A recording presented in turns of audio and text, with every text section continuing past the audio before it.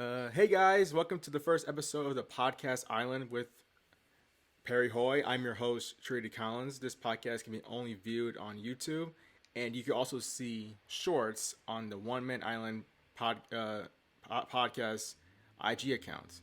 I just want to thank all of you guys for listening, and I'd like to introduce my guest, Perry Hoye. How you doing? Hey, I'm doing good, Trini. Thanks for having me on. I'm enjoying to talk to you. So it's been, I would say, 3 years, close to 3 years since we last seen each other. So I want to know. I guess one of the first question before we get into the topic of the podcast is just talk to me about what you've been doing over the last 3 years since COVID. hmm it feels like a long time ago. I gotta think back a little bit, but yeah, ever since that happened, no jobs were really hiring, so I just kind of was just getting some odd part-time jobs to make it through for a while until I could find something that was more permanent and more full-time. So I was luckily able to land a post-production tech job around this time last year. So other than that, I've been doing with that, just working. It's really good. It's really good money so far, and I just got a car recently, actually. So that feels great. Um, but yeah, it's been a long time since we've seen each other, man.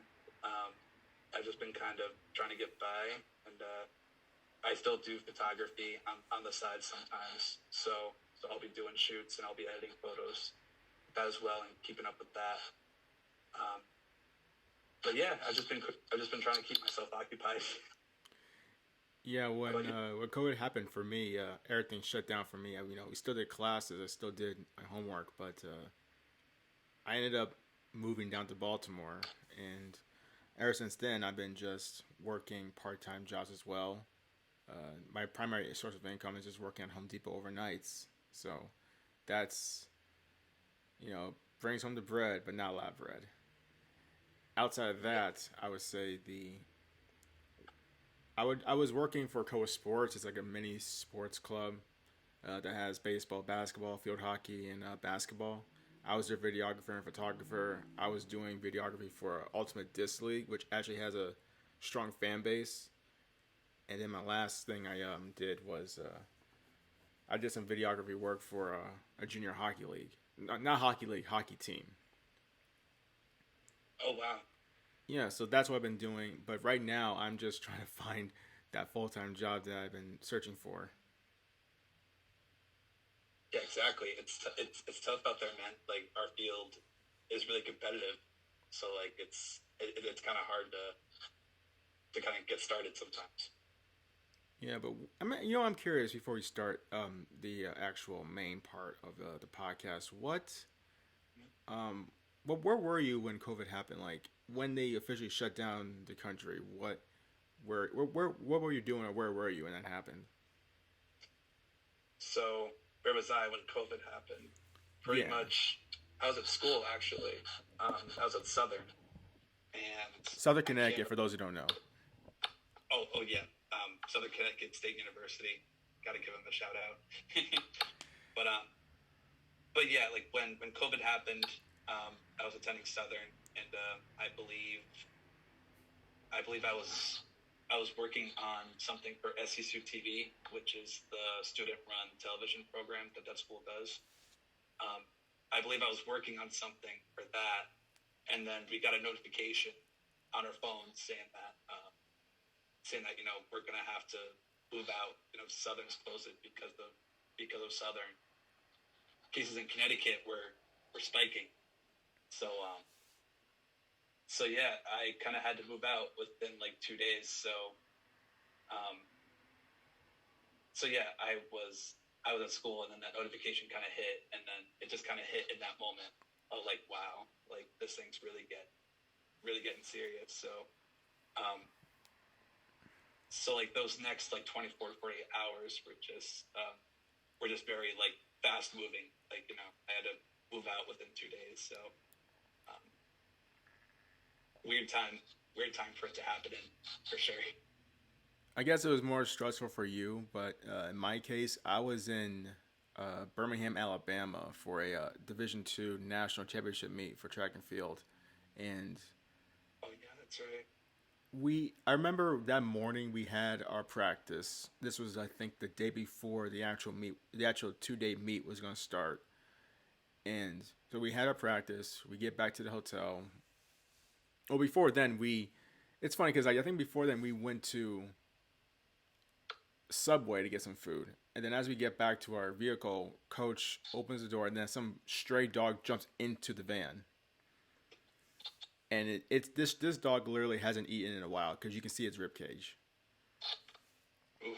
Yeah, so there's about like 7 athletes with 3 coaches. So there's 10 of us, and we're just all just trying to get this dog out of the car.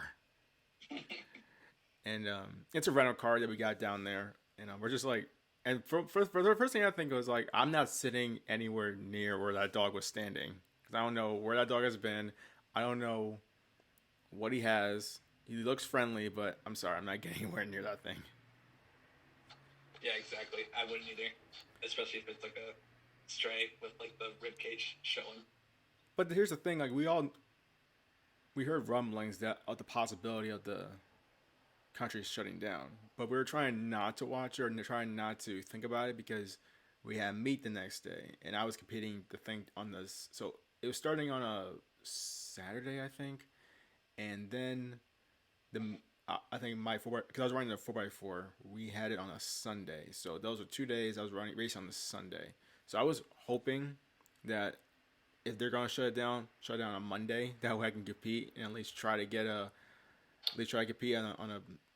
For me, it was a big national stage. It's not like millions of people are watching, but then again, it's still big for me. Yeah, like that's still like a big enough stage though for a college student. Oh yeah, definitely. I mean, at any level, I mean, you still want to have that chance to be recognized as All American. And so Yeah. I just remember, so I'm sitting in a hotel with like some of my roommates, like 2 other guys, and I get Mhm. I'm not sure if I got a text or we saw it online, but I know that once we found out, we were all devastated and very ticked off because it was like the day before, and I remember going outside down to the first floor, going and just trying to clear my head. And I told my mother, she was upset, I was upset, we were all ticked off and upset at the same time. You know that full range of emotions that you can't control. Mhm. But silver lining is, coach made up for us. Like I wouldn't say made up because you can't really make up a missed opportunity to compete. But he did find a way to cheer us up. He took us to see a Vin Diesel movie. I don't remember what it was called. All I know is that they kept erasing his memory, like I think every few days. So he kept living the same trauma over and over again. And I would say it was pretty good. I just don't remember the title of the movie, but I just know that Vin Diesel starred in it. Yeah, I was gonna say that doesn't really ring a bell for I me think either. actually, I can. But I'm on my computer. I just it's hard for me to remember because it's one of those movies where like you watch it, but it doesn't leave a lasting impression. But you know but it's still a decent movie. Oh, Bloodshot. That's what it's called. Bloodshot. Bloodshot, okay. Yeah, Bloodshot. It stars Vin Diesel, Guy Pearce, uh, Isa Gonzalez. It looks like a solid cast. So anyway, so like to wrap up the story, I think the next day we found a flight. We left in the afternoon, so we flew from Alabama to Atlanta, stopped there for about an hour, 2 hours, and then got back to Hartford. And the first thing I thought to myself was, "Oh my God, it's gonna be a ghost town at Southern when we get back," because I think everybody already moved out. So this is on a Sunday, I'm pretty sure it was. And so the day we were supposed to, I think it was either Saturday or Sunday. So we got back on the day we were supposed to compete. We get back and I'm looking outside and it finally hit me like, wow, we are heading home empty-handed and nothing to do for for however long it's gonna be. It took us about like an hour, hour and a half to get back to New Haven from Hartford. Found my car. That was the part that I was very nervous about because I'm leaving my car in a garage for like 4 days straight, Uh-huh. unoccupied. I was like, that's the only part I was worried about. But got back in my car, drove. Actually, I wasn't living on campus. I had a studio apartment, so that's Mhm. a bonus. Don't have to worry about moving out or anything. Just can just chill in there. But drove back to my apartment, laid in my bed, and I was like, damn. I was I, like, yeah, I'm sure you were like, wow, this is really happening right now. I wasn't even thinking about COVID. I was mostly thinking about like, damn, I waited like this long to get a shot at, be all American, and a fucking sickness ends it all. Yeah, and it just doesn't end up happening. Yeah, but it's like like I think every time around March, whenever I see some of my teammates, they're not my teammates now, but some of the current students or current athletes, they go to nationals, and I'm like, damn, I had a shot to go once. It's like, damn, man, I had a shot. I was right there. Yeah, seriously, man. Like, what are the chances? I Like, I know, right? Of all, I was like, wow, I'm one lucky person, am I? yeah, and we'll probably, you know, never have an event, that's like this ever again too. So the crazy it just, thing, the crazy thing is that I had one season left of outdoor eligibility for track and field, but I decided just to focus on my education, work, and future. So I could have, if I'm pretty sure going from Division 2 to anything above that, you have to vacate a year, I think. And so I wasn't willing to just wait out a year when I could be making some money for myself. yeah, exactly. Like you can't, you can't wait around for something like that, especially with something as unpredictable as that. I know, As right? a, So, the topic of this podcast is just movies in general, and I wrote down a few questions. And this is just, I mean, we're not experts at this; we're just fans, you know, yeah, just fans that love watching actors go absolutely bonkers on the big screen, or even just indie films. And this could be animated, live action, whatever. It's just entertainment as core. But the first question I think I have for you that I want to ask you is yeah. what is your favorite movie? What is my favorite movie? I have been I have been holding on to the original Halloween as my favorite movie. The 1978 For, John Carpenter. yeah, yeah, Yeah, I didn't. Sorry, I don't think I watched that until I think 2019. I didn't see it until 2019. I thought it was really good. yeah. I remember because like almost every weekend when I was a kid and Blockbuster was still a thing, me and my mom would just rent movies every weekend. So one of those movies just happened to be Halloween, and I remember seeing it like when I was younger, and I was like, oh wow, this shit's really a good movie. Do you know what's crazy about that film is that the budget was $300,000 and the box uh, office was 70 million Jeez. with a runtime of 1 hour and 30 minutes, including intro and outro credits. Yeah. My God, that's really insane because it doesn't really feel like an hour and a half movie. It doesn't, but the thing is that you can tell that they had a shoestring budget, but they made the most of it though.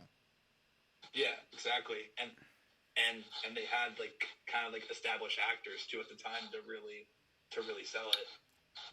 And you know what else this shows you is what you can do when you have limited resources. You have to get creative. You just have to just focus on the story and focus on, okay, we can use special effects to whatever degree a 1978 80s movie can allow you to do. You can't hire elite actors. You can't, you know, if you make a mistake one day, you can't just say, okay, we have time. You're on a limited time frame. I think they had like a month time frame too, so everything had to be perfect. Because I remember like I watched the film, and then I watched the behind the scenes and all the details that went into that. They literally pretty much it had no reason. This movie had no reason to be as good as it was, but It was. but they made it work. John Carpenter just uses creativity, and they kept the story very simple. It's just a mysterious, disturbed young kid who grows up to be one of the world's famous serial killers who hunts babysitters. Yeah, who hunts babysitters, and he returns home to where he murdered his sister. Yeah, and you know what else is that you know what else is crazy is that um, they kept it very they kept Michael Myers very mysterious. They didn't add too much context into who he was, which really creates more of the intrigue and the more it creates that monster, that little like supernatural aura that he can like bestow upon anybody. Is that we don't know what's he thinking, why is he doing this, like what's the limit, what's his weaknesses, we don't know because he doesn't speak, and they give us very the only thing they gave us is that he killed his sister when he was very young, and his therapist says that this kid ain't wrapped too tight. Yeah, like he could just go off at pretty much at any moment, and I mean even on that night that he escaped from the hospital, I mean you saw it, like I'm not sure, like what was that accident that happened at the hospital again? Did it like someone like plow a car into the hospital and the prisoners got away or something? You talking about the very first one? Or you talking about the 2018 film? The first one, like the original. I don't think they drove a car into anything. I think he just found. I think he just slipped free, and then he saw Dr. Loomis's car along with the nurse, and he just seized opportunity. Yeah, he takes the car and he heads back. Yeah, he drives. He knows how to get back home after like a decade into the nut house that he was in. Yeah, exactly, and he never had any time to like practice driving either. Yeah, so, but the first time he's out of a whack house, he's able to drive a car like fine. Yeah, and you know what else is crazy is that like I think maybe not telling us a whole lot just creates that little like disbelief of the mysterious Michael Myers, because there are many different and several different films that came after that, where they tried to give more context into what made him crazy. Which I'm trying to think like, you know what? Sometimes the less we know about him, the better it is. Exactly, and I mean, yeah, and I think I really kind of got that feeling with with the first one too, because we never like saw who Michael Myers was. They try to hide they try to hide his identity as much as they can, and I really like that part of it as well, keeping like the suspense of it. Before I go into what my favorite movie is, what do you think about the several sequels and then remakes and then reimagined Michael Myers films that came after that? Because there was like I think 8 after that first one in 1978. Yeah, exactly. Yeah, I think there were like six or seven movies. I think after that. I think 6 or 7 after the very first version of it, and then I think Rob Zombie had his 2 films, and then now you have the modern day, the last 3. I think Halloween, then Halloween Kills, and Halloween Ends. Yeah, and I think John Carpenter is directing that movie as well, right? I don't think he directed. I think he was a producer. He was involved, but I don't think he was the sole director on those films. Okay, yeah. But not like regarding the other movies though. I mean, I really was not a fan. Me either. Me either. I think they kind of got away from what Mike was supposed to be. I think they kind of turned him into like like a really intense stalkerish like serial killer when he's really just like a shy like a shy like loose cannon that could just go off at any time. But but I don't know. Like I think his character was kind of like getting lost in those other movies until like the modern one kind of came back and kind of like brought back like what the story was originally supposed to be. I've only seen, uh, I think, five out of like the 10, I guess. Or give me a second. I'm gonna see if I can just figure out how many Halloweens there are. Cause I know there's like there's way too many Halloweens. There's way too many for what it needs to be. You can tell that's just freaking Hollywood trying to milk all the. Milk all the money they can. Okay, so there was from what I'm looking at right now, there was 13 films. So uh, the first one, Halloween, and Halloween 2018, in my opinion, are the only two films I think are really good. I agree. Because Yeah, and, I don't really sequels. and if you think about it in hindsight, if they just did Halloween 1978, and if you want to do it in real time or you want to do it in, theatrical film time, 40 years later he breaks out and then he dies or he just gets revenge and he gets loose again and that's the end of it. I'm perfectly fine with that. But then again, you could also say that Halloween 78 should have been the only film. Yeah, you know. Well, I don't know. I mean, I think the original Halloween like definitely like left it for a sequel, especially after like when Michael escapes. But like I feel like they just didn't do the sequels any justice. True, true. So I want to say that my favorite film of all time, Remember the Titans, starring Denzel Washington.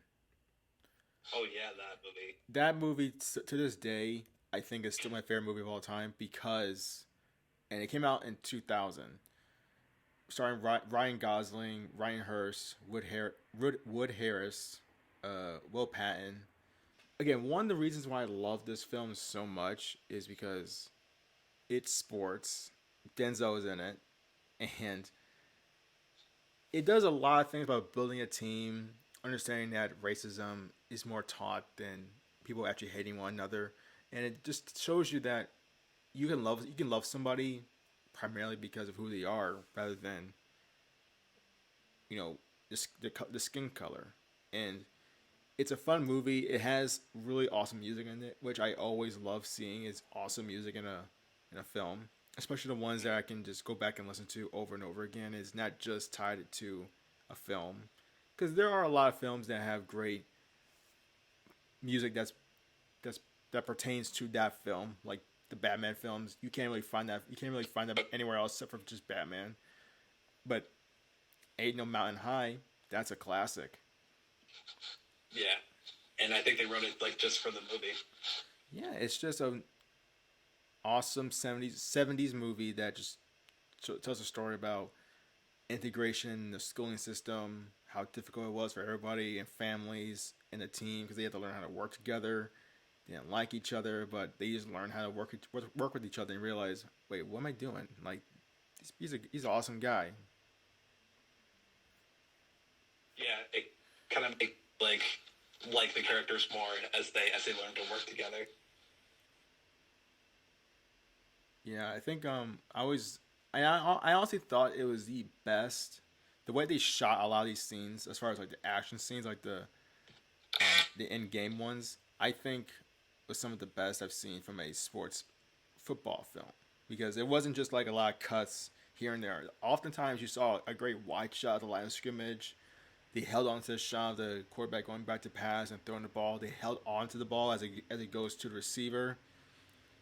And I like that when you don't do a lot of cuts, you have the audience hold on to a certain shot of the athletes actually doing what you usually see on TV or at least from a high school game. and it allows us to, when you finally see the impact, it's almost like you lead into it. It's a great build up to the big boom or the great hit or the great touchdown catch, whatever. It's not really a lot of cuts that kind of like hides the, maybe they couldn't do this live action with the actors or the stunt doubles, whatever. Hmm. Yeah. Yeah. Like, I remember most about the movie is just it's just the coach like like transforming that team around because I know that they were struggling, when Denzel Washington's character came there. So like this is just when when Denzel is just really pushing these guys and trying to get the best out of them, and just you see it progress throughout the movie, and I don't know, I like that inspiration kind of aspect of it. Yeah, and they had a great final game. And actually, why also I do remember when I first saw it, I was wondering like where they're going, and because like they had a little sneak peek of what the ending was actually going to be for, and it's very heartbreaking because he starts like Gary Bertier's character. He starts off being like a racist ass. Then over time he realizes to actually love Julius, and then he gets into a car accident, is paralyzed, and then he can't be out there with his teammates to help them win the championship game. And it kind of turns to find out he had another car accident that kills him. It's very heartbreaking too because we learned to love this character and now he's gone. Hmm. Yeah, and when he died, yeah, that's very emotional. I also want to bring up as far as on films is because we touched on this earlier in the podcast of franchises kind of like milking the product a little bit because there's several franchises that just go on and on and on, Yeah, and yeah. I think the first one I want to touch on is the Fast and Furious franchise. Oh God, yeah. They're up to 10 now. 10. Yeah, it's gonna be Fast 10. I think this May, June. Jason Momoa is the villain. Oh my God. Jason Momoa. Yeah, I I Aquaman. I really cannot imagine him in a Fast and Furious movie Well, he's where in there's it. all sorts of stunts like with the cars and there's just Momoa. Yeah, what's crazy is that they retconned Fast Five. You know, so here's the thing. Like, I'm not sure if you saw the trailer, but he was. So you remember that? Did you see Fast 10? No, not Fast 10. um, Fast Five. not really, to be honest. Well, towards the end, they were trying to steal Vault while they're in. I think they're in Guatemala. I think there's some Spanish speaking country. The point is that they had two Okay. fast cars. They steal big vault with like $300 million in it, probably more than that. And the original film, he wasn't there. He wasn't even mentioned. There wasn't a hint of Jason Momoa's character in that film. But in the trailer, they retconned it. They CGI'd it where the hell they did. They put his ass in that area where they steal the vault, and it's almost like, "You took everything from me." And I'm like, "Did they Oh, really?" really? But what's funny is like I actually find it funny. I actually find these movies to be actually enjoyable, even though none of it makes sense. I'm not saying they're great, but I'm saying like if you just want to sit back and just watch a film and just want to have fun, just watching Vin Diesel's character Tyrese, um, what's I get Ludacris and the rest of the gang do some practical stunts that make Marvel movies look like freaking realistic. Then I was like, yeah, Yeah, have some fun. yeah, really, man. I see some of the stunts they do, and I'm just like, dude, that's so unrealistic. But it's Like, funny you know if you if you suspend your disbelief, if you just go in there and just enjoy yourself, it's not that bad. yeah, Even though yeah, I remember watching, I think it was Fast and Furious 6, I think, and there was a scene where I think Dom So Vin Diesel's character, his name is Dominic Toretto, and his girlfriend has amnesia, so he doesn't know who he is because she got into an accident. So there's a part where I think the bad guy, I think, leaves her for dead. She's falling from some kind of heights, about to land into a car. And so Vin Diesel gets out of his car while it's going probably like 110 miles plus per hour. Gets out of the car, jumps as the car is going forward. Because by the way, we're on the freeway. By the way, this is happening. And there's a tank, so she's jumping from the tank. She flies off a tank. Don't ask how that comes into play. It doesn't matter. She's about to land into a car, and Vin Diesel, by the way, he's wearing a white T-shirt and some jeans and probably some big boots. Jumps from the car as it's going towards the curb, catches her, and lands back first on the car. And he gets out fine. No broken back, no cuts, not even a limp. Oh my god. And I'm sitting there, I was like, you guys are crazy. You guys are insane. Like I would like to meet the writers who wrote all that out. No, it's the thing. I always think like, why do people keep watching these movies? And I come to realize they like action, men like cars, women like cars. I'm guessing we still like Vin Diesel, so that counts. I was gonna say I think that whole friend group too. I think is very popular. I think it's just I think it is. It's one of those things where it's like we just like seeing those guys just do some crazy stuff. Yeah. You know, it's like rewatching your favorite show on television. You know how it's gonna end. You know, it doesn't make sense. You know, these people don't actually should act like this or should be involved in anything that's classified in any form of military or government. But hey, you know, it's fun. It's a great. This game has great chemistry. They do have. I will give them this. From every intro, from any like first 5 minutes or 10 minutes of the films to the last 10, they have great visuals of wherever the location they are. They do put effort into that. But outside of that, it's like just, hey, let's go out and blow some shit up. yeah, exactly. And they choose great locations too. Like they do. Like Tokyo Drift was by far I think their most popular. I didn't see that one. I've seen like clips and like a lot of memes and references like tied back in that like parts of that movie. But I remember that one in particular was like a really popular one. Is that your favorite one that you've seen? Probably, yeah. I think my favorite one is Too Fast, Too Furious. Too Fast, Too Furious. Yeah, that's when they introduced Tyrese's character. So, I love that one. For one, it was my very first time I actually watched the Fast and Furious franchise, because I remember because I'm a huge Incredible Hulk fan. That's my favorite Marvel character, and so I had the DVD of the 2003 film, the one starring Eric Bana. It's the Ang Lee film before like the MCU was a thing, 2003.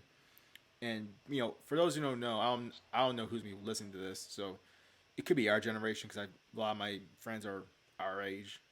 Because you're like what, 28? 27. 27. Okay, so you would know this. Back then, whether it's VHS or DVDs, they would have like previews of upcoming films depending on when the DVD came out or when the film came out. They had those previews, and honestly, I thought those were really fun because it felt like you were actually in a movie theater if you actually watched them start to finish. Yeah, exactly, and especially with like I'm not sure if you remember that THX Oh my gosh, I do remember that. Thing blow out your ears because of like how loud that thing was. Yeah, you remember the coming soon to theaters. Yeah. That little blue screen that came up. Yeah. Coming soon to DVD. I used to love that stuff. It's so nostalgic, and it felt like you were actually in a movie theater at home if you actually were patient enough to actually watch the whole thing. Exactly. But and I mean, yes, sir. I just remember when I was watching before they got to the main menu, I would watch from start to finish those little preview intros, and it came up too Fast and Furious, and like the 30-second, reel of just the trailer was just scissor reel. Actually, that's what it's called, scissor reel of the trailer. It was so fun, energetic. It was very simplistic. They didn't overdo it on like on the theatrics. It was just street racers doing a job because they need some good drivers. It wasn't too extravagant. It's just that's how it Yeah. was. It was in Miami, so you're gonna have some great locations to shoot. So You got some great looking shots there too. yeah, so I would say Two Fast and Furious is my favorite one still to this day. And I actually went back and found the 30-second reel on YouTube. I was so happy I found it because it just brought back so much nostalgia. Yeah, yeah, yeah. I was just thinking. Oh, your mic cut off. Did it? Oh, yeah, there it is. Oh, okay. Is it? I hear You you. still good? Yeah. Uh, yeah. I just thought of like another franchise that is milking like they're milking like every freaking dollar from. Apparently, Toy Story is coming out with the fifth movie. I mean, I think Ben was gonna be happy about that. I don't Um, know. I mean, I didn't know. I feel like Ben would be kind of upset about it. To be honest with you, I feel like he's even done with it now. but he loves Toy Story. Yeah, true.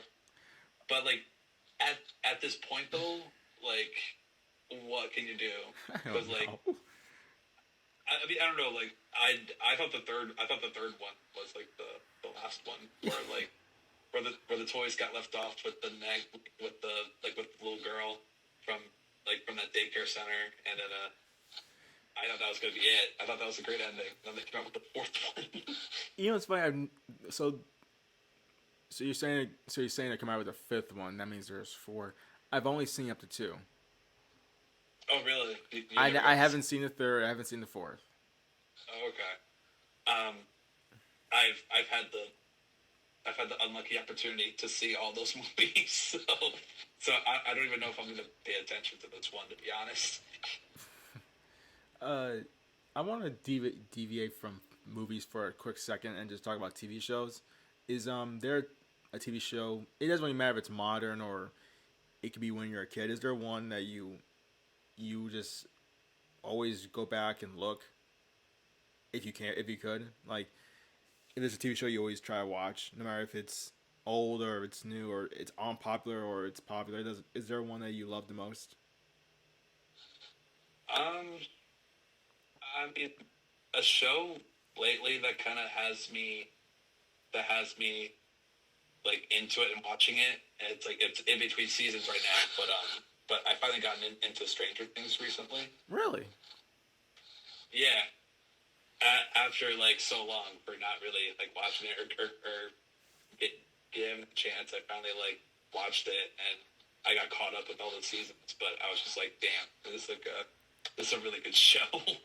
I saw the first season with a few. I think it was my freshman year. It had to be my freshman year. I watched it with two other of my.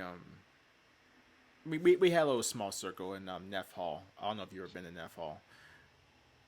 Maybe like a few times, but I definitely never dormed there.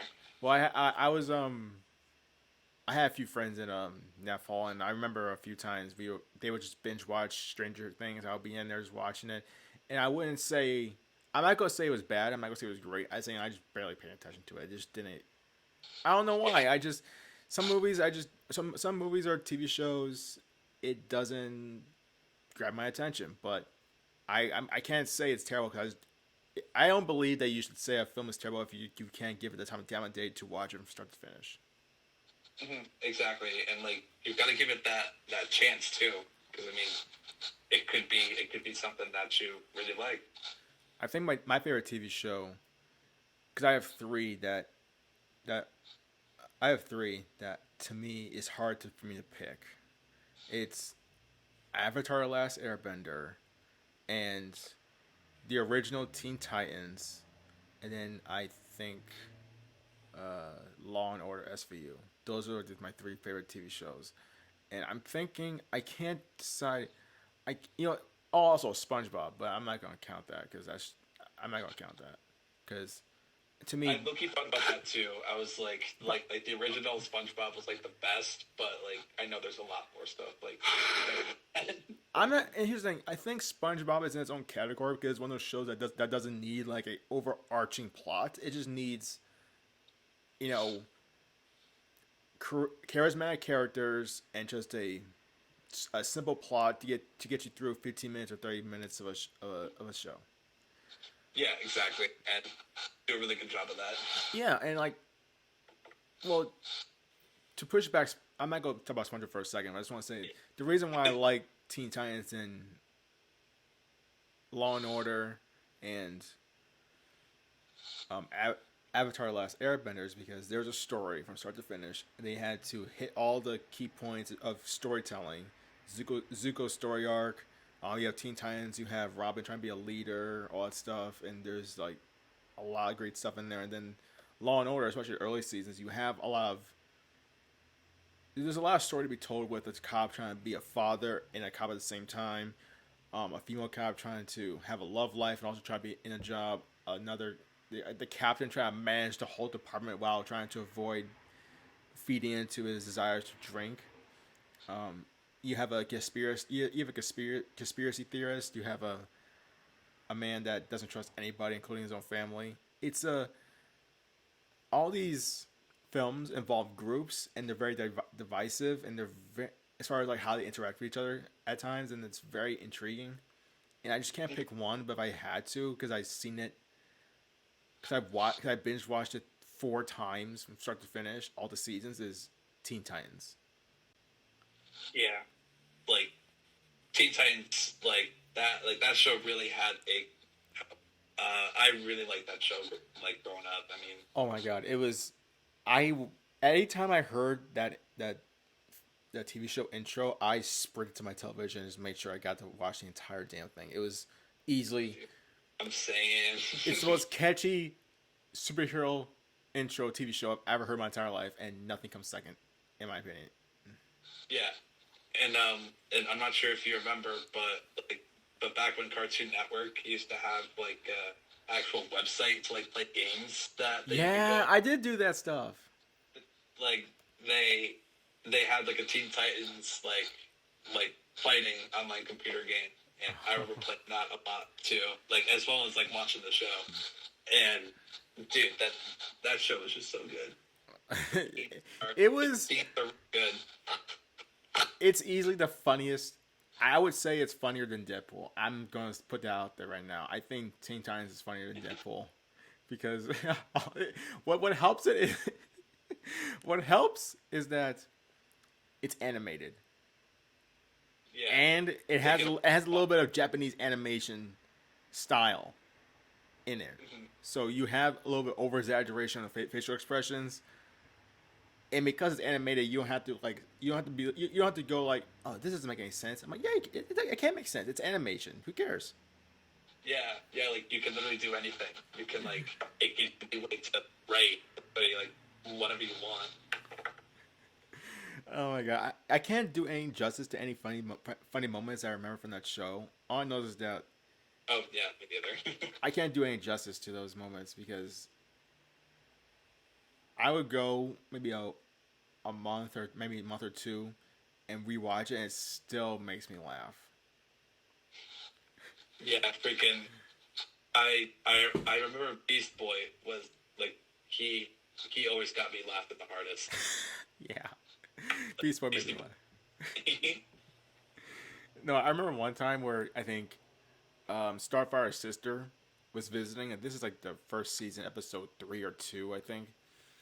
Oh wow. Okay. Yeah, she comes. So Starfire's sister Blackfire comes to visit, and I remember Beast Boy cracking the most corniest joke, saying like, it wasn't. Oh, so she asked him, "Hey, Beast Boy, what's up?"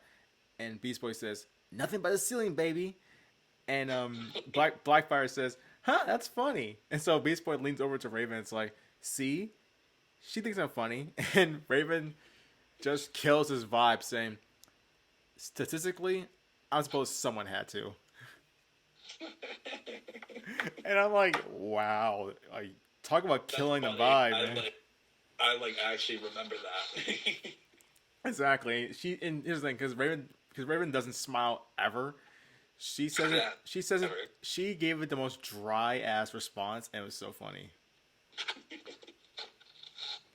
Oh my god, yeah, yeah, literally, like the fact of how dry she is when she delivered it, Oh yeah, it's so hard. but it's cool because you know what else that made it great is the fact that they didn't go deep into their backstories. They just had them go on missions, had them interact with each other. It's like I think because the writers probably knew that we knew, and so and plus I don't think it mattered too much how they got together. I think it only mattered that they're together and they're supposed to be working as a team, and because they had that little brother and sister family like environment, they're gonna have disagreements. They're gonna butt heads because they're all different personalities. Yeah, and I think of just having those personalities come together, I think they pulled that off really well. Yeah, because some superhero films, a lot of times how they get together is important and it's very important to the story. But Teen Titans, I mean, I don't think their how they get together is that important. So I don't think they need to go into detail. And not only that is like for Robin, we all know that he was Batman's sidekick. We don't really need to get into all that stuff. Yeah, exactly. And it's like, I mean, at first I didn't think that they were gonna like tie Robin back in like with Batman They or never with mentioned him ever. yeah, yeah. Like they never outright said, you know, Robin used to be with Batman before he came here or something. Well, they did never. They I think the only time they mention it indirectly because there was an episode I think it was in the fourth or fifth season where they did explain how to get together, but it was a throwaway episode, so it didn't really you could have like skipped it, it wouldn't mean anything. But there was a scene where Robin was beating up bad guys, and it was his first day in that city, and so one of the bad guys says, "Hey, aren't you supposed to be with?" And Robin cuts him off saying, "I just moved here and now I work alone." And that was the only time where they actually like referenced indirectly that he was with somebody else. And if you know anything about comics, especially DC, you know that Batman and Robin is just iconic. So you didn't really have to get into it. Just acknowledge yes, he was with Batman. He's not with them anymore. He's here now. Yeah, and like you said, they did a very good job of indirectly saying that. Like the writers are fucking with that. And lastly, and you know, it's like their personalities. Like Raven, no, not yeah, Raven is very stoic. Not it appears negative, but she's very hopeful. You know, she's very reserved and extremely serious. Like probably even more serious than Robin is.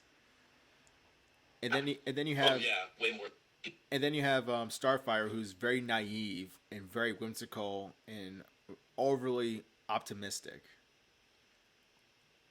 Yeah, kind of like naive to like American, what kind American, of yeah. And then you have Beast Boy, who's pretty much the most immature person in the entire group because he's probably the youngest in the entire group. seriously. And then you have the at times bombastic older brother figure of Cyborg. Yeah, kind of like the big brother. Kind of Yeah, watching over. yeah. And then you have the leader, very strict, military esque, ninja esque, Batman esque Robin. Yeah, kind of Very like very out of diligent, very to the point person. hmm and he knows how to lead people too, and how Yeah. to work together with everybody. Yeah, so Teen Titans because I write screenplays as a hobby. Teen Titans is like one of my influences of having groups. It's like one of my things I always like. You know, I always like use that as a reference. Now I don't try to mimic it, but I always try to watch them and just watch how they interact and see if I can just like use some form of that into my what I'm trying to tell as a story because I don't want because I'm more of a I try to be more of a character based writer rather than trying to get through the plot because I want people to fall in love with the characters like the way I fell in love with the characters. Yeah, exactly. Um, I mean, personally, I would say, I like the plot and the characters like just as much, but like I care more like the plot necessarily Mm. more that like than like the characters. Like like I don't know.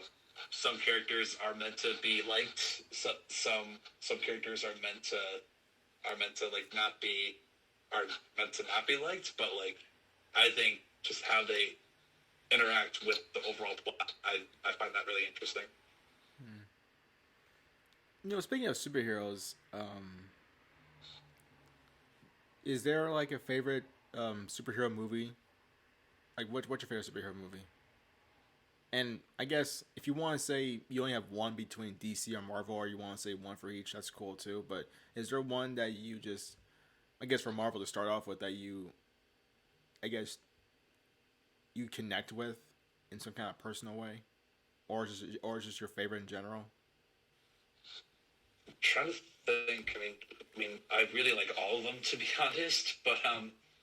But if I had to say one like superhero or like a Marvel movie, I would definitely say like Captain America is one of my favorites.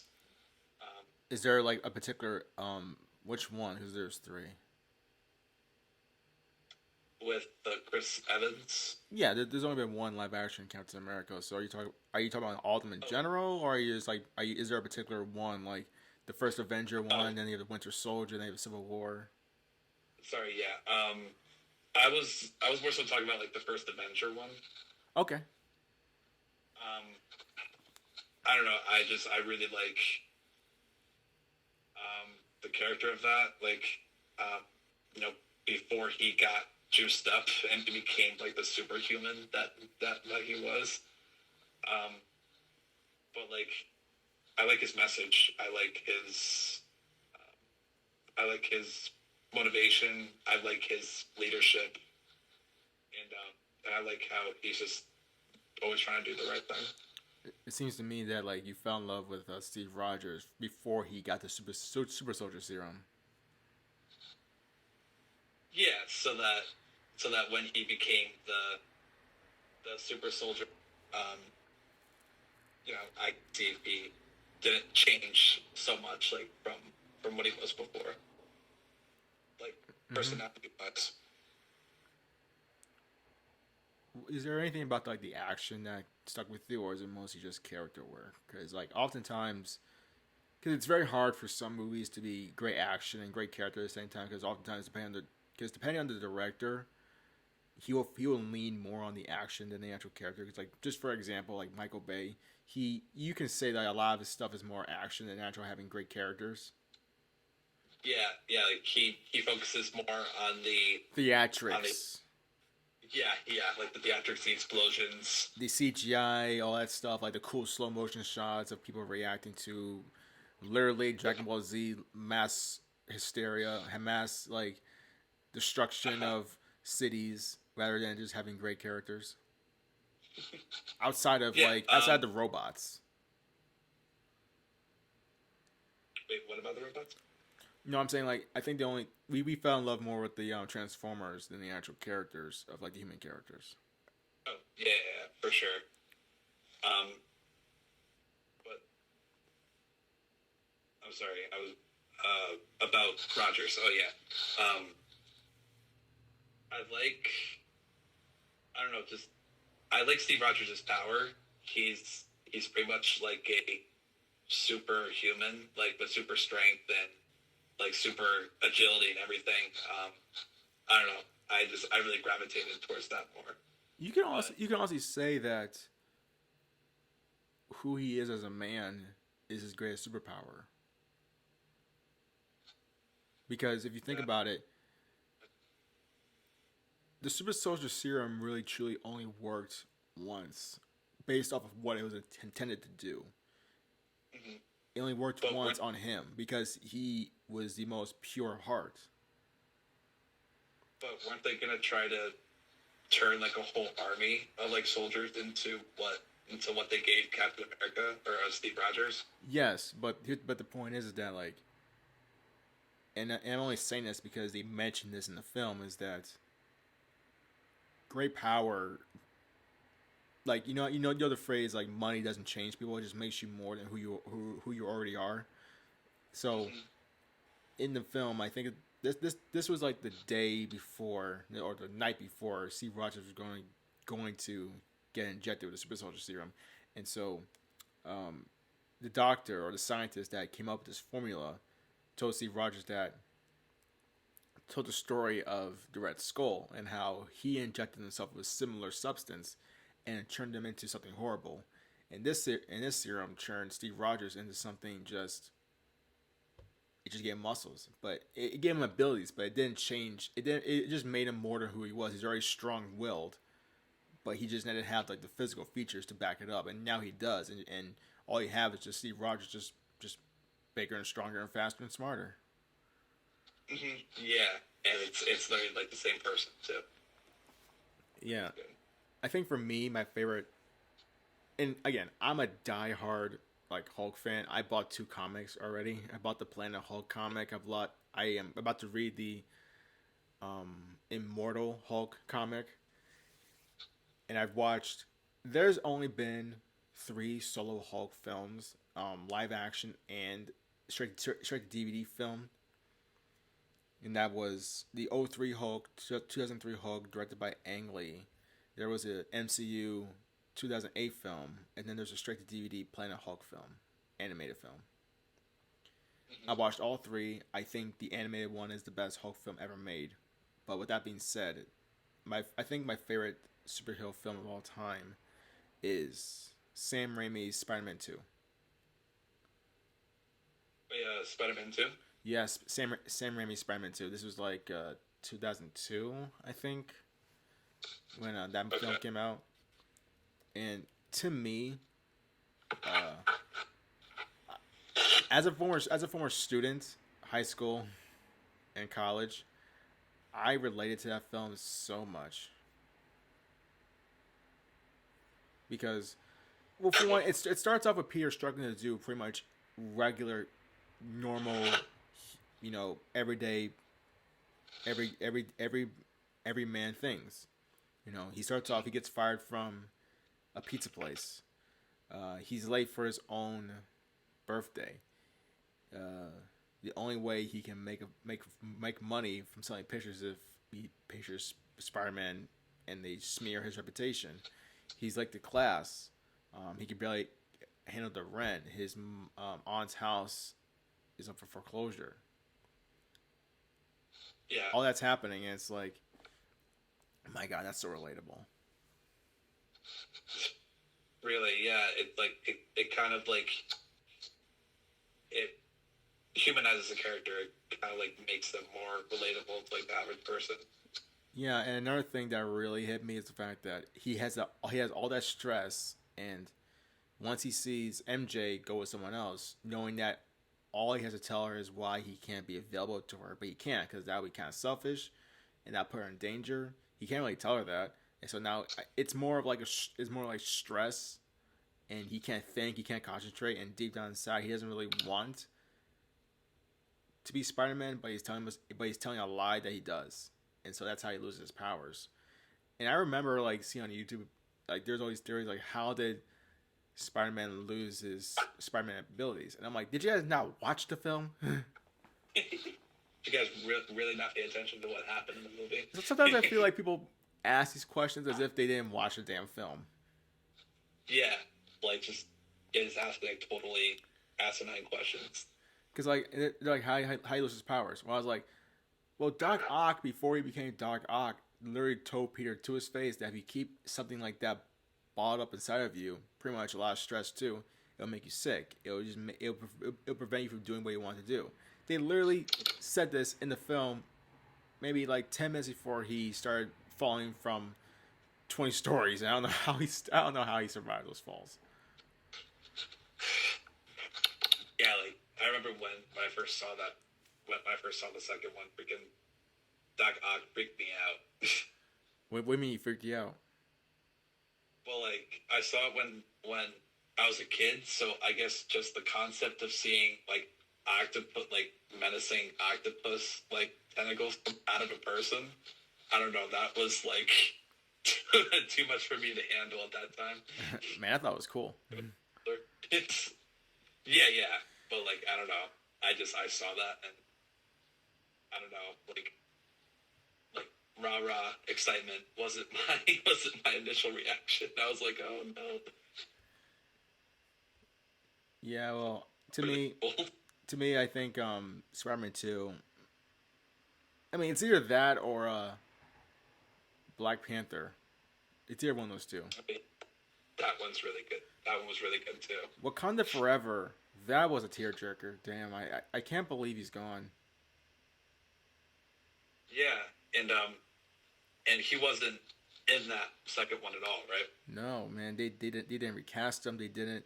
All they had was a mural of him. But it's really Wakanda Forever. You know what's funny is that I sometimes see people say, "Oh, it's not really that good," or it's that. I'm like, guys, you guys are missing the whole point of that film.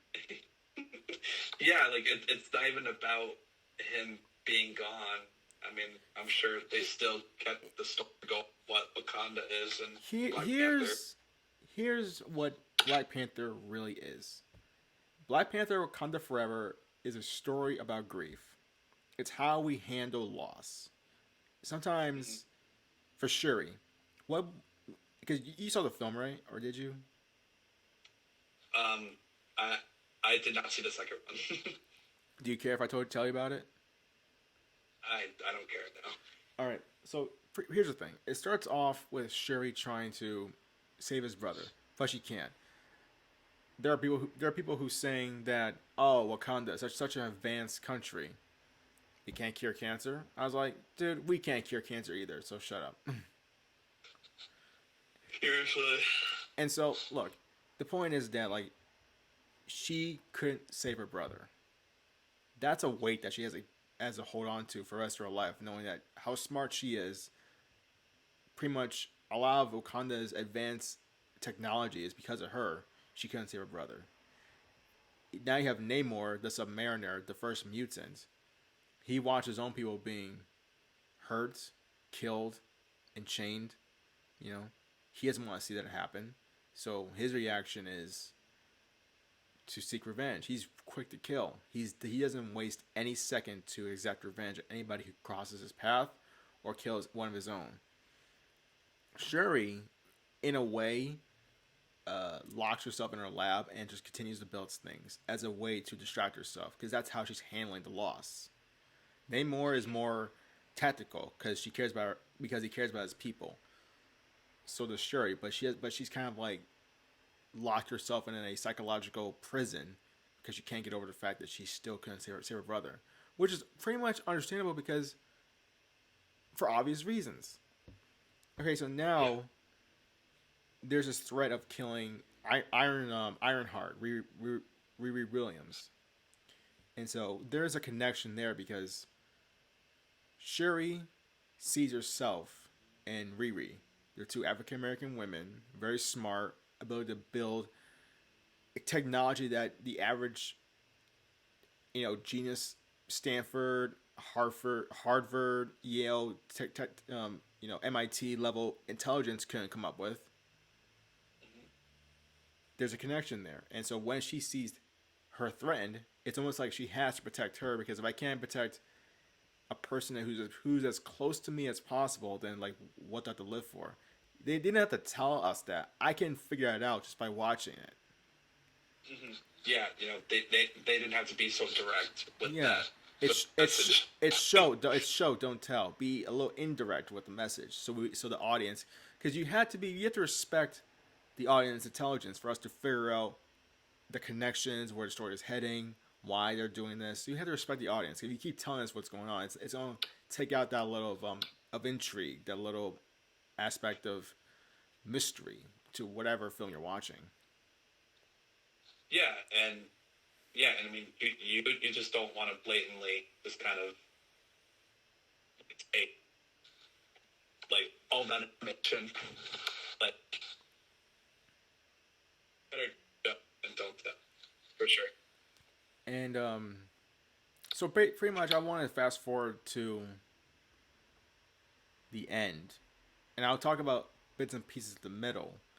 But Shuri had the chance because Namor flooded Wakanda, killing Shuri's mother.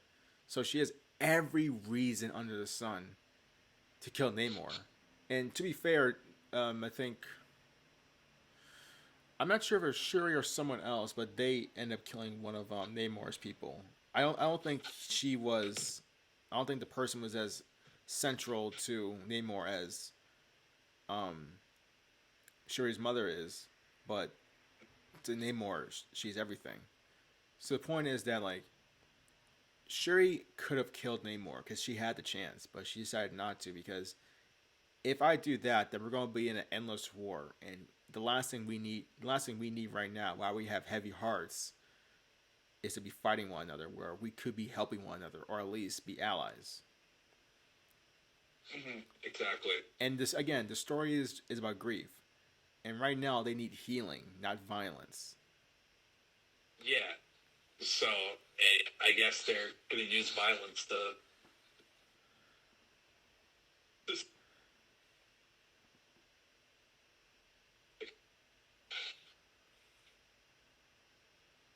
I think your mic cut again. Did it? No, I hear you.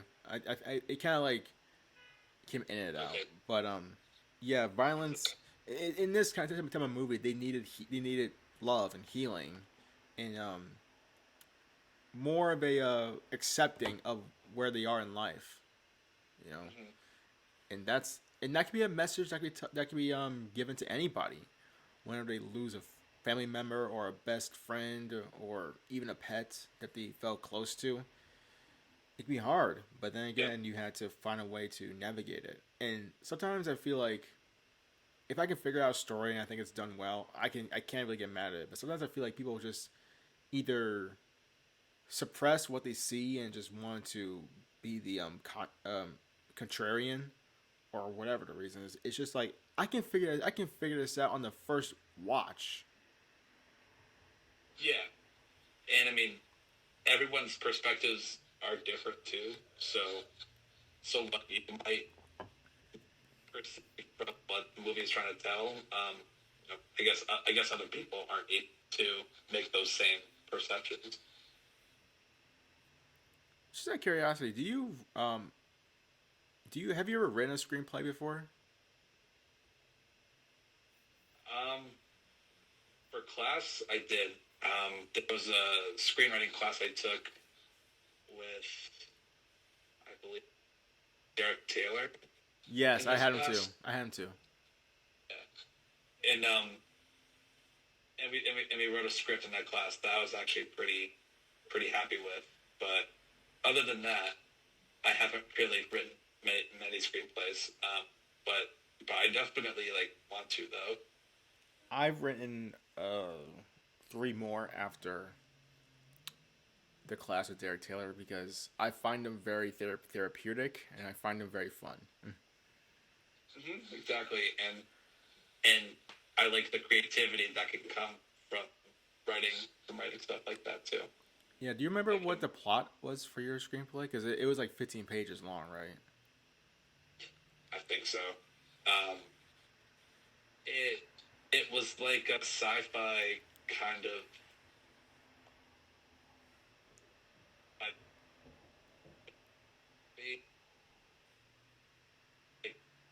I can't remember it to be honest with you, but I remember there uh, there.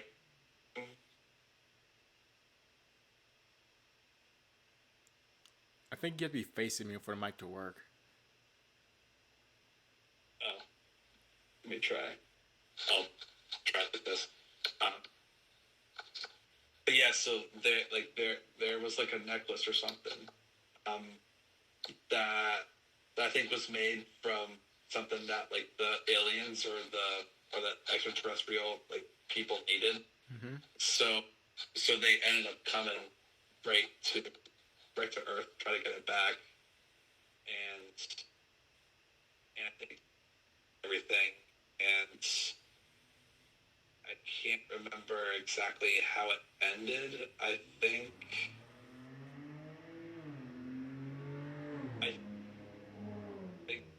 aliens actually covered recovered the necklace, and then they went off. I had continued kind of thing going. So Your mic is like is breaking up a little bit. Like it's like every like few words it just like cuts out in and out or something. that's weird. Um, should could be. Maybe try sitting it down somewhere, just like looking at it. I don't know.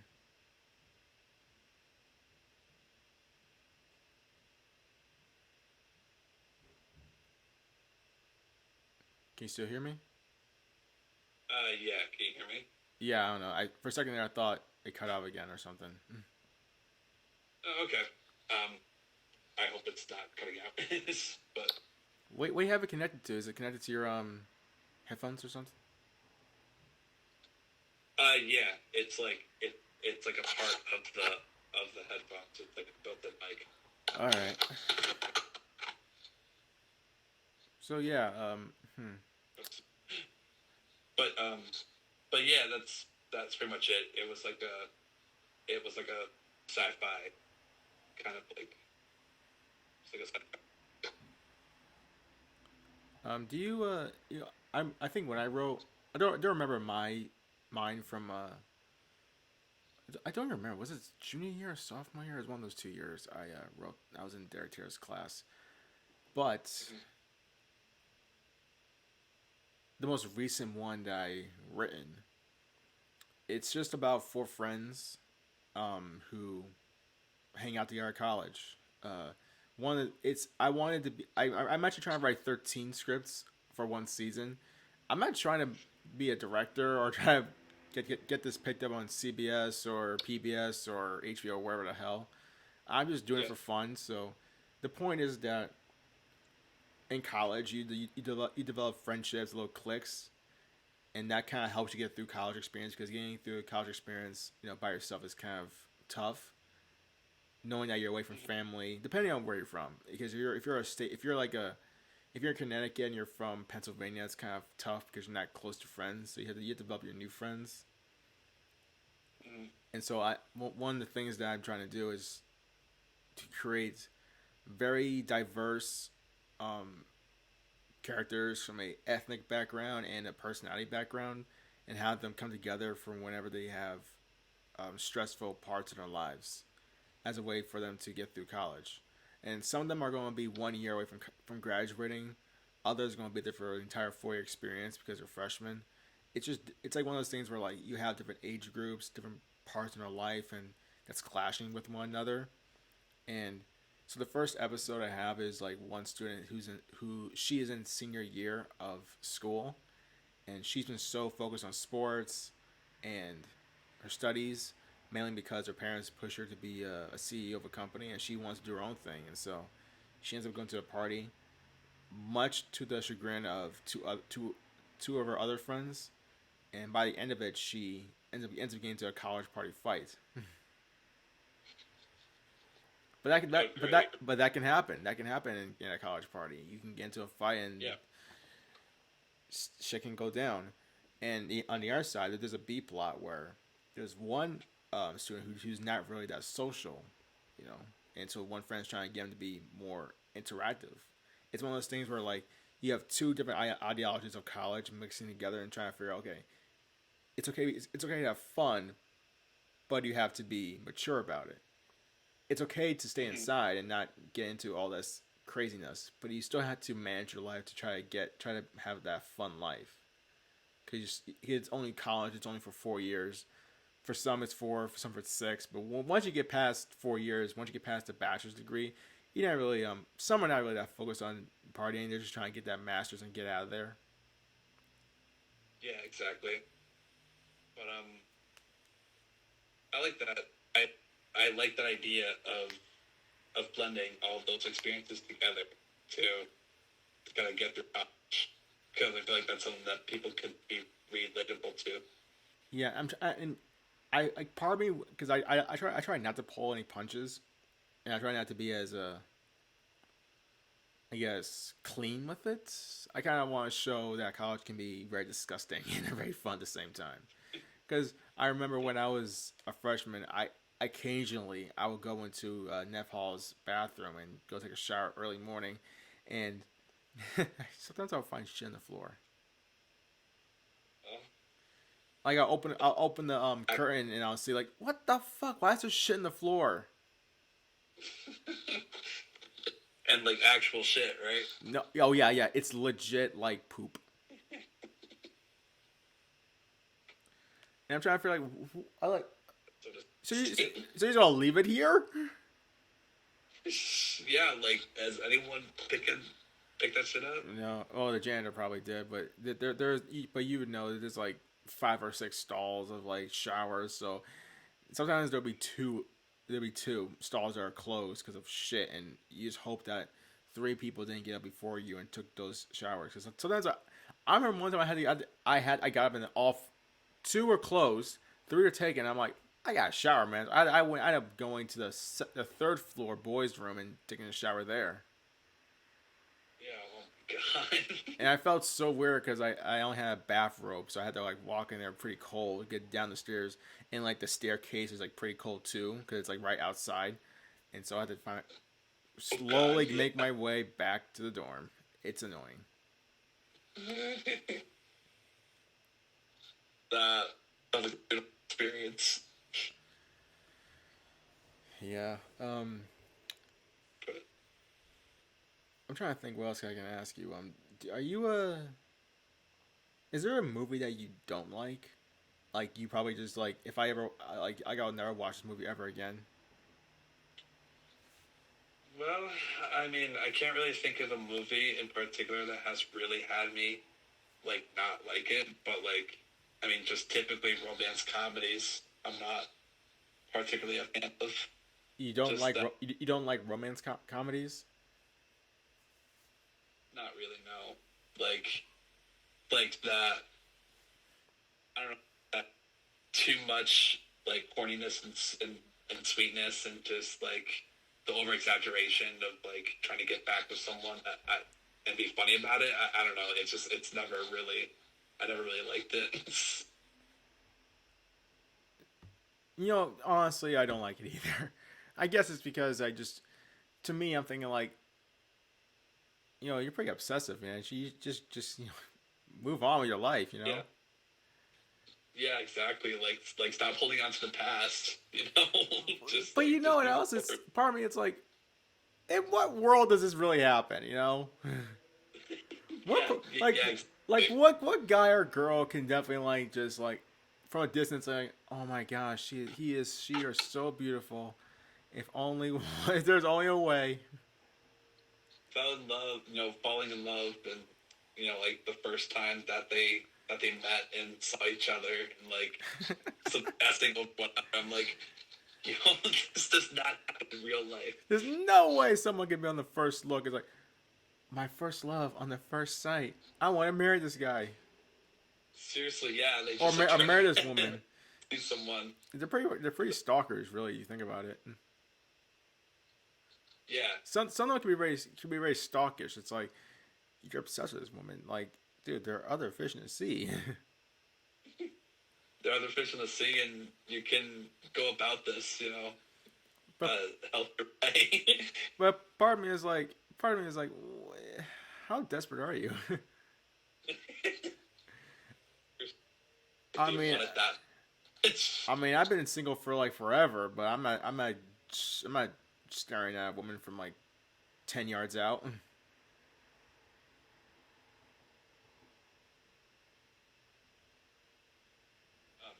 Oh man.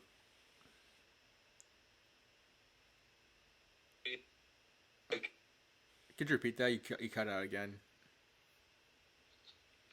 Um, did you like? Do you have like a movie that you're not a big fan of? Yes, and to this day, whenever I hear someone say this is the worst film ever, or this is like just films are going downhill, I'm like, no, it's not. The worst film I've ever seen in my entire life is um, the live action version of The Last Airbender. Um, Yeah, I don't remember. I'm gonna look up who directed that film because to me, that person ruined it was my it was life. it was M Night Shyamalan. I'm pretty sure. I'm It like was M 90. Night Shyamalan. Thank you for saying that. Yeah, My gosh, that 2010 film was just horrible. yeah, and I've seen like I'm not sure if you know about these like videos, but like they're called honest trailers, and Yeah, they're yeah, and they made one for that movie, and I was like, oh my god, this is so bad. it is. And like, here's the Got thing. everything about the show, bro. It's not. Here's the thing. Here's the reason why I say it was so bad. Is the fact that you never got a sense. First of all, there's too much exposition. They had to tell Yeah, you what was going on, as if, yeah. as if, Such action. like I was like, dude, 70% of the people who come in to see this movie have seen the TV show. Yeah, like this is not the TV show. It's not. Here's the Yeah, thing. like the Here's the thing that really bugged me is that the TV show had a lot of youthful energy, clashing with Zuko's very determined the desire to please his father while also being just a moody teen. But like the part is that like it had a lot of youthful, energetic energy with awesome, charismatic characters that we all loved. Here, it felt like actors reading a script. yeah, literally, it's like they didn't give any emotion to it. They didn't like perform. It didn't. It felt very emotionless. It didn't. I couldn't feel any. It didn't have weight. The Yeah, action scenes were just very bland. It wasn't inventive. It just it's like it's like they were there just to collect the paycheck. and well, not just that. It just felt like it. It didn't feel like M. Night Shyamalan understood what made the last Airbender so great. Hmm. And what made it worse is that he not only changed the way we pronounce the names, but he didn't use certain scenes that really drove home what the last Airbender is all about. Like you remember the cave scene where we understood that Zuko and Aang have way more in common than we actually thought, and we realized that maybe Zuko isn't really the bad guy.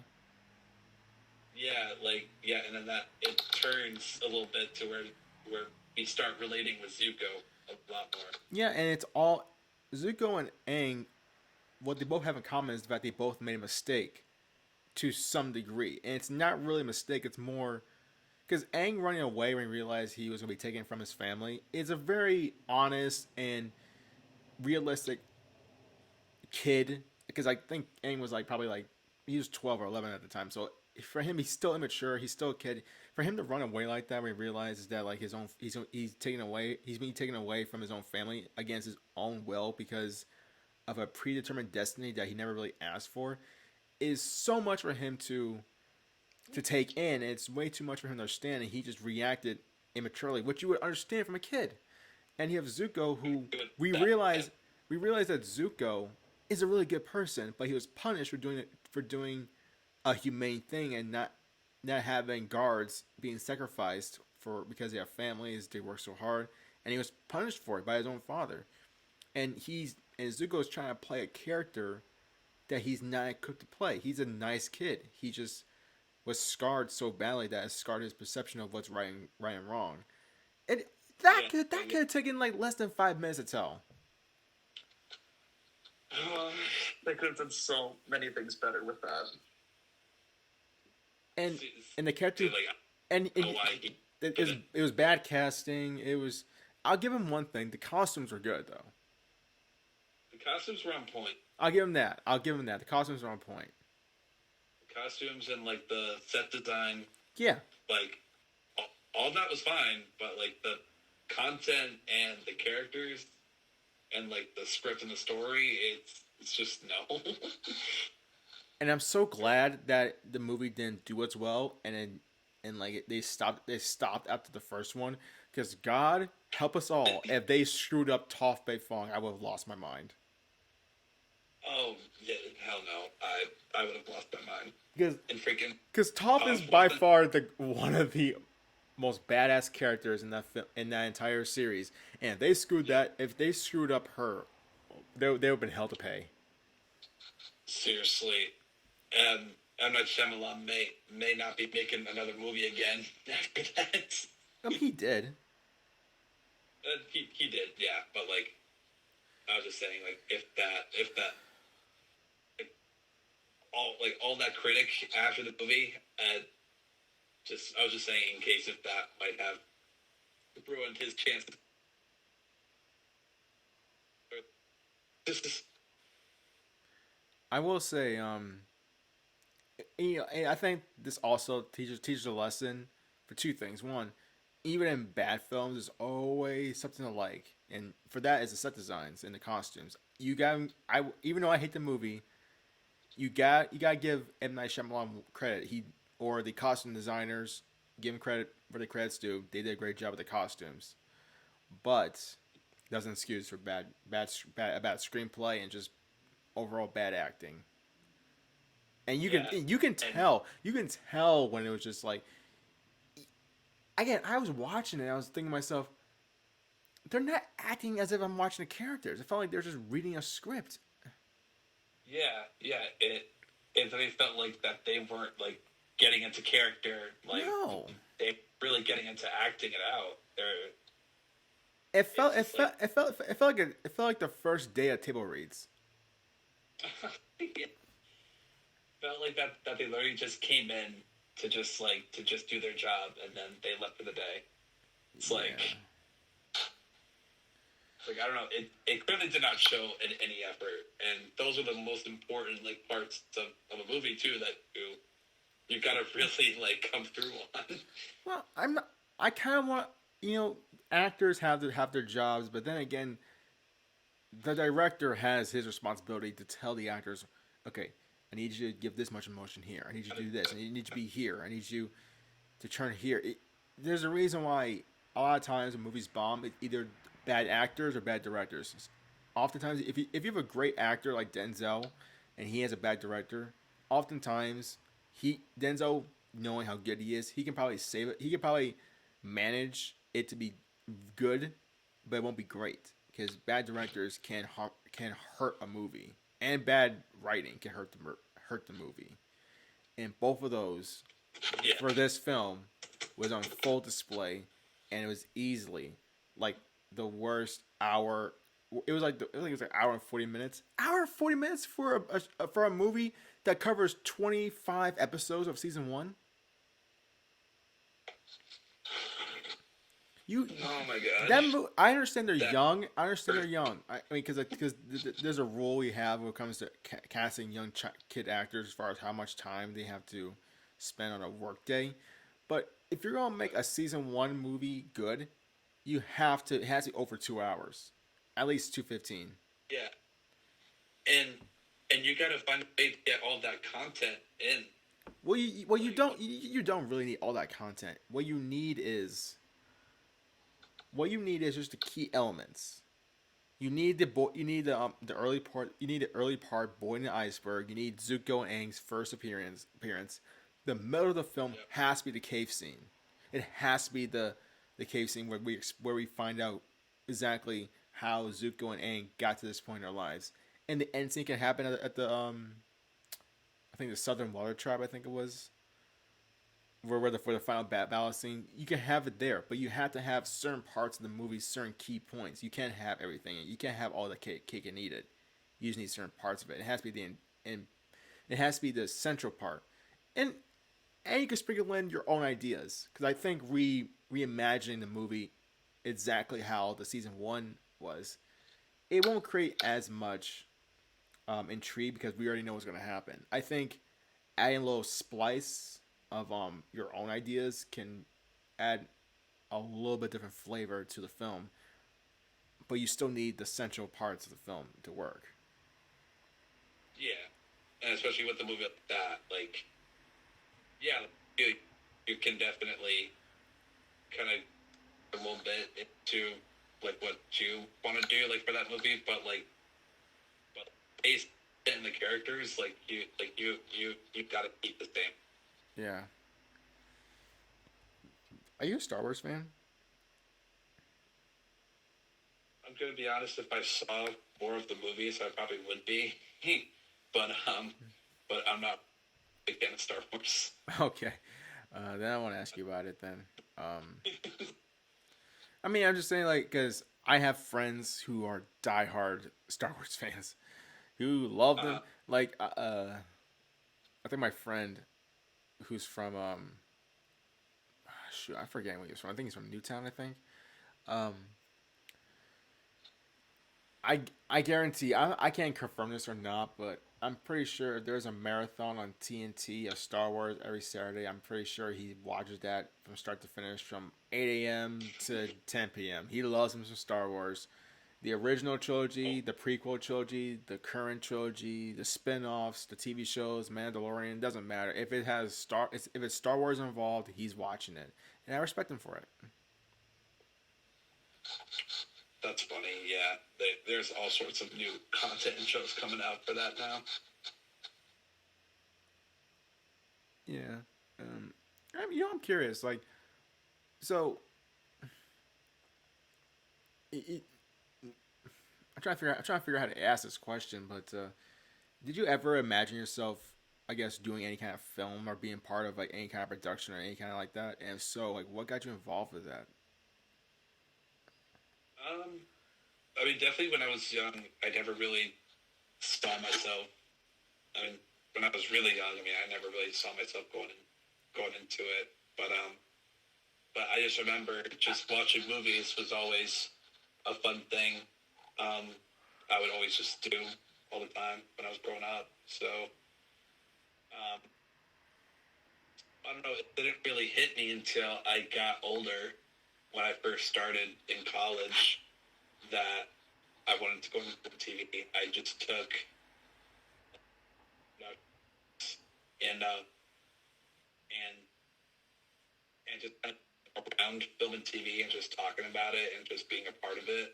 I think at that time I realized that I wanted to go into it, and so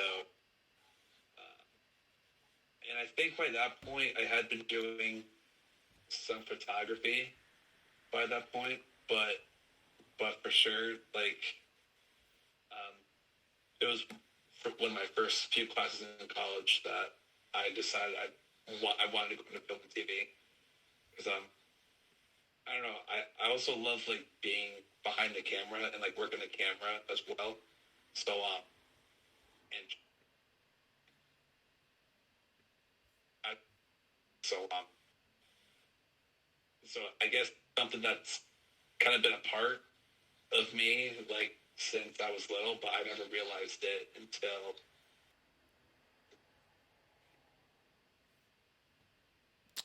I guess for me, uh, I wasn't the most social person when I was younger, so it was either I hang out with like two of my friends or I was just in my house with my parents and just watch TV or watch movies. So I guess I just fell in love with I guess I fell in love with just watching movies and just fell in love with like it's skipping into a reality that like I wish I was like these guys, you know. I wish I had the ability to, you know, if I was a superhero, like cr- climb on walls or grow into a 15-foot green rage monster and just jump continent by continent away from people. Or I, sometimes I wish I was a cop on a Law and Order show and just put away bad guys. You know, it's kind of like the thing where you wish you were these cool characters and you realize you're not, but at least you can like imagine. Yeah, like you like let your imagination and your creativity Yeah. go. That'll create something of itself. I've never been known to, I guess, express a lot of emotion or I can definitely write more of what I want to say than express it because I just never know. Oh, should I say it in this kind of way? I don't know. Usually, when the old noggin gets too clustered, I just go and just write something, write a script, and oftentimes it's very therapeutic. And again, I guess that's one of the reasons why. Because I'm planning, I'm getting into directing live stream games soon. It's only 3 games, but getting close to that date, and I guess I just like controlling things, or just controlling my own theatrical content, product, whatever you want to say. Kind of like just being in charge of your own content and just creating whatever comes to your mind. Yeah, it's more like what if situations. Like, what if it's funny. A lot of my favorite scripts that I want to write down the line are like what if situations. Like, what if these 5 people rob a graveyard, or what if the student, you know, manages to run his own, manages to like have his own oh, what if this kid manages his own mob family, Mm. It's like one of those things where like here's the thing, it's television, it's TV. Oftentimes, listen, if Fast and Furious can have its own 10 movie franchise, then I'm pretty sure, and Cocaine Bear can be a film, then anything is possible. Yeah, like now I hear they're thinking about maybe picking another animal for like the cocaine bear kind of thing. Cocaine Shark. Cocaine shark, yeah. You know what's funny? If I didn't know any better, I thought it'd be about a land shark or something getting snorting cocaine. Yeah, exactly. Or at least just put on like Sharknado or something. Didn't it have like 5 of those movies? I think like 3 or 4, but they definitely had multiple movies of those. Yo, sci-fi had the most weirdest animal movies ever. Uh huh. Yeah, seriously. Like they had a giant alligator called Lake Placid. They had giant octopus versus mega shark. Oh what? Oh yeah, I remember that. I think they had the Sharknado. I think it's called Gator Road or something. A gator and a something else. It's like, to me, it's like the most outlandish network I've ever seen when it comes to animals be on steroids and destroying half a population via water. I don't understand it, but somehow they keep making it. The CGI is horrible. Yeah, the CGI really is fucking something. It is Like the worst I worst thing I've I ever don't seen in my know entire life. I don't know how they get like the green lights to freaking just go ahead and just film it.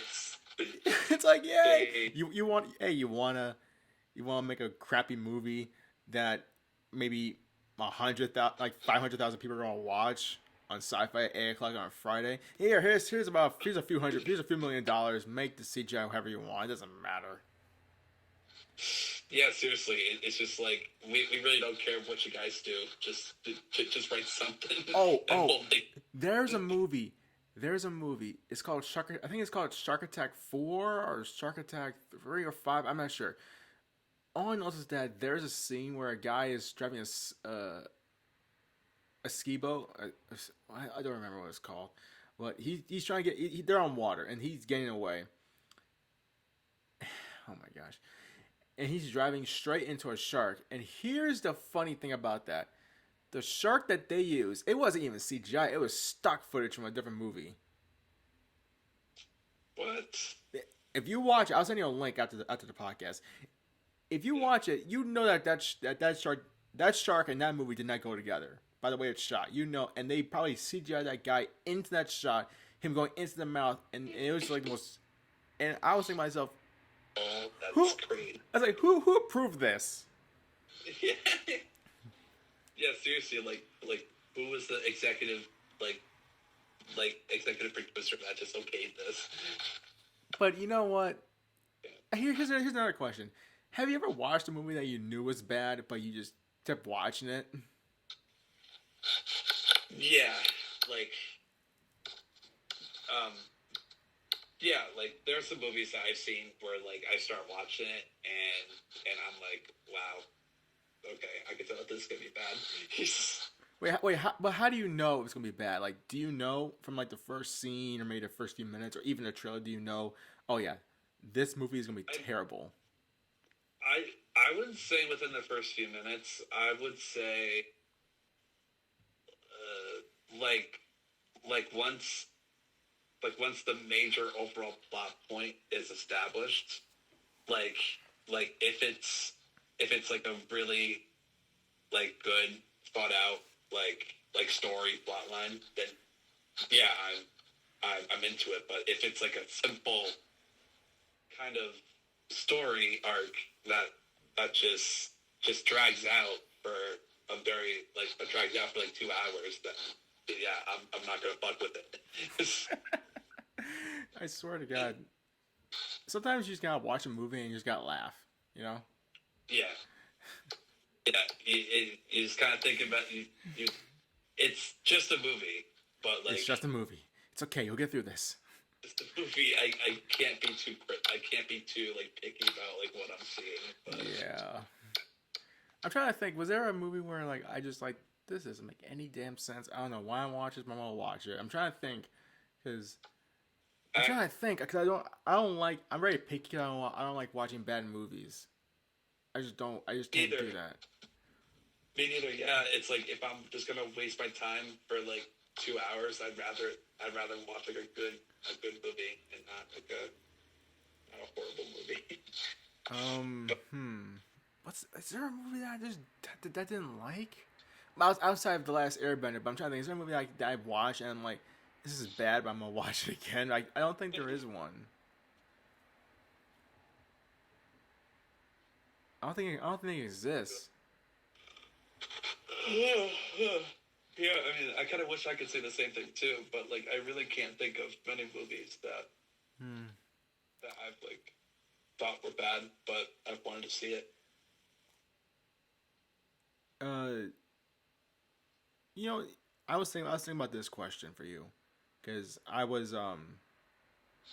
think my mother asked me like, if you're making a movie, like how would you make it? And for me, I've always, if I was making a movie, I knew there's gonna be some action in it.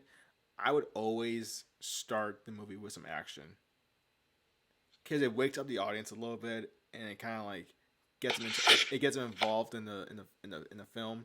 I think some of my favorite films had action in the start.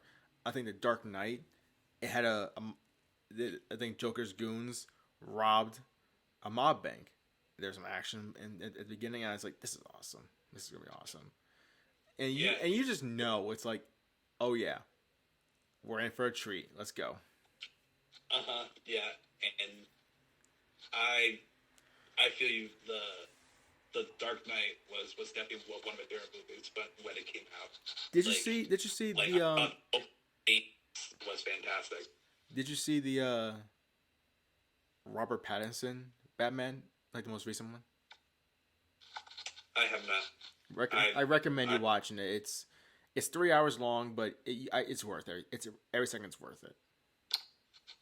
and and he's a good Batman. He's Oh not. yeah, yeah, yeah. He's Wait, do you care if I give you parts? I'm not gonna give you the whole thing. I'm just gonna give you as far as like what the character is.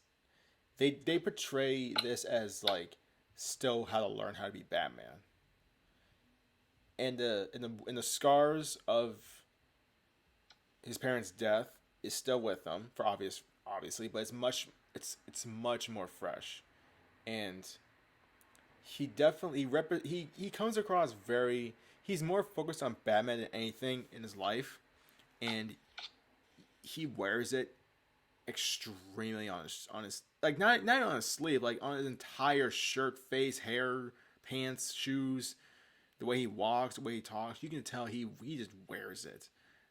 Like the burden, the stress, the lack of sleep, and you just know that he and the way his hair is, it's very slicked back when he's going out. He first of all he doesn't go out as Bruce Banner at all, but he wears his hair very slicked back, when he goes out as Bruce. But even then, you know that he probably isn't all the way there.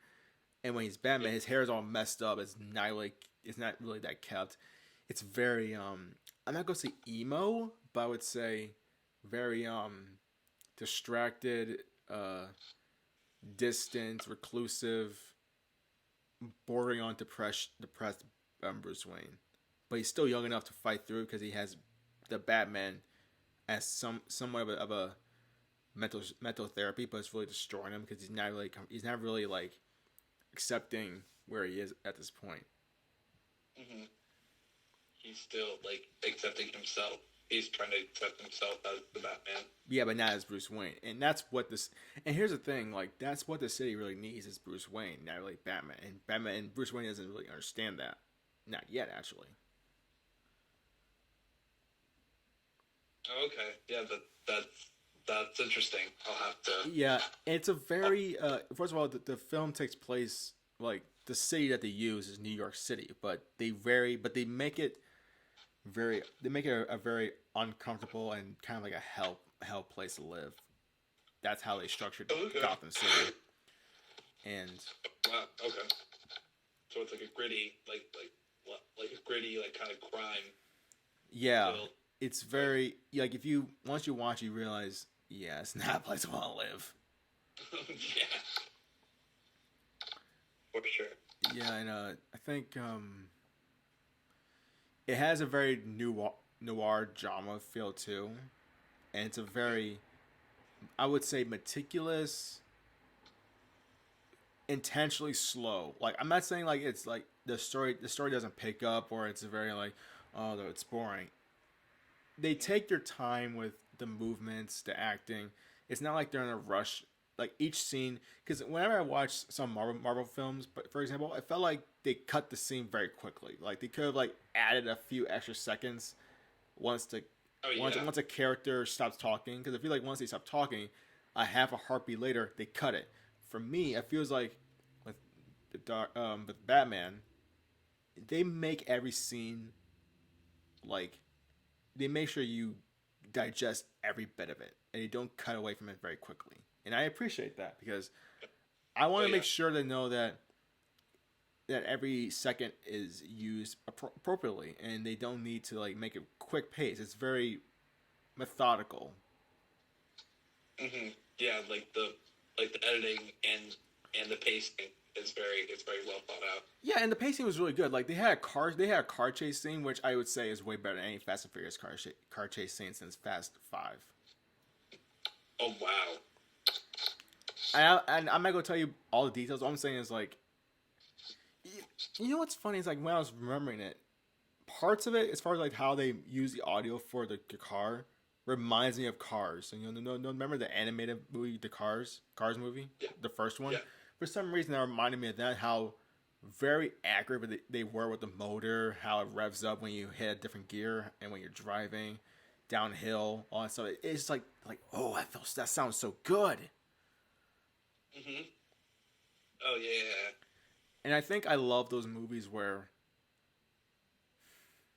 I guess for superhero movie, I understand it's comics, I understand that, but I very much appreciate it when you, at times, forget that you're watching a comic movie. Because the story and the characters are so good, and they jump off the screen to the point where like, you know it's a comic movie, but you can definitely see this as like just a crime movie on its own. Like if you take out the Batman, the villain, all that stuff, you take that out of the film, it's still a great film. Mm-hmm. Okay. That's just how I evaluate most superhero films. Like if you take the superhero aspect out of it, it's a still a great film, and I think yes, it is.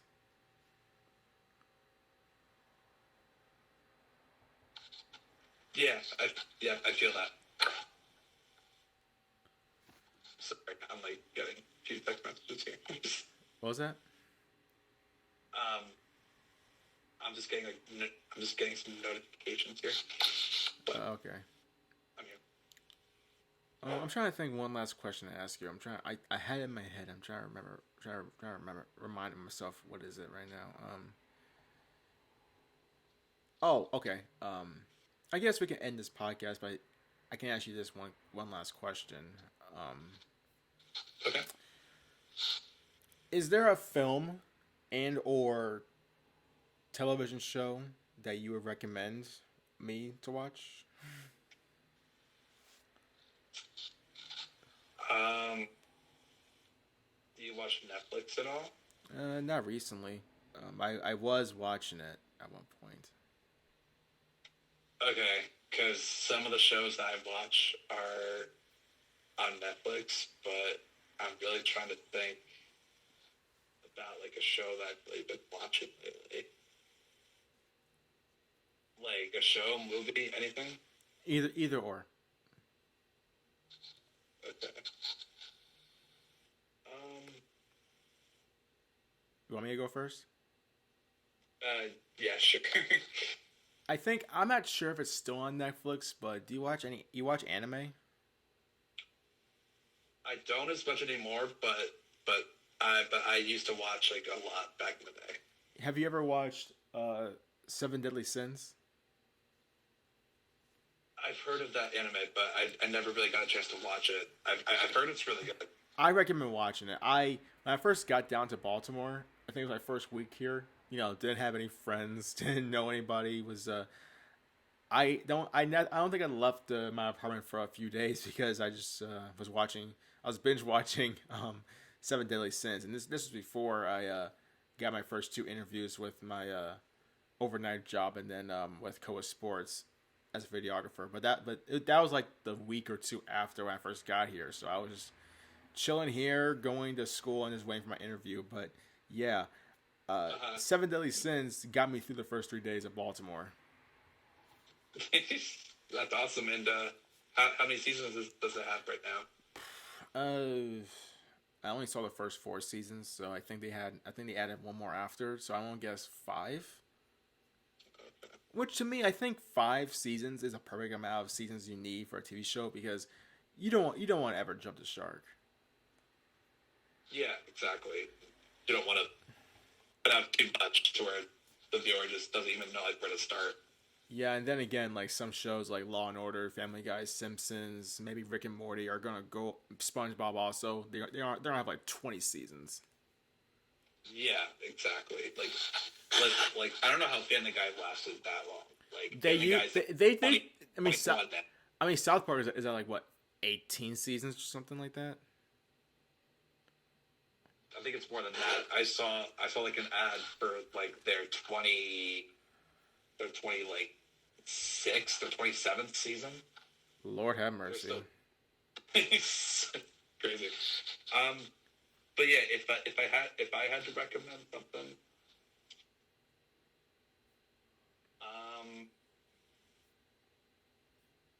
jeez, I've really been watching stuff like why can't I think of anything? I mean, honestly, like if I'm gonna recommend one show, I would probably recommend Unsolved Mysteries. It's like a like they go over like missing person cases, and they and like will contact Netflix to kind of like put their story out on Netflix to see if like people might like know something about these disappearances, but um but they go over all the details of like the missing persons cases, and they and they have like a thing at the end, like if you know someone who has seen this person or knows the whereabouts of whatever, then call here. But it's like a mystery kind of crime solving show in a way. Okay. Like they don't tell, like they still don't know what happens, like what happened to the people like who disappeared or had like these things happen to them.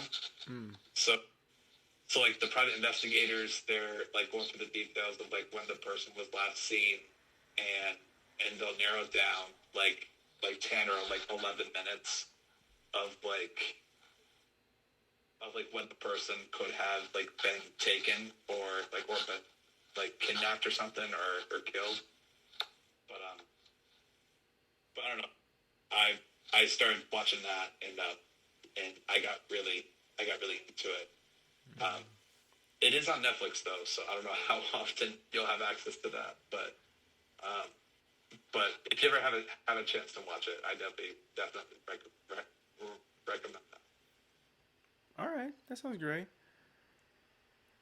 All right, I guess we can wrap things up here. It's 9:09 p.m. So I'm gonna let you get off. I'm not. What are you doing tomorrow? Very quickly.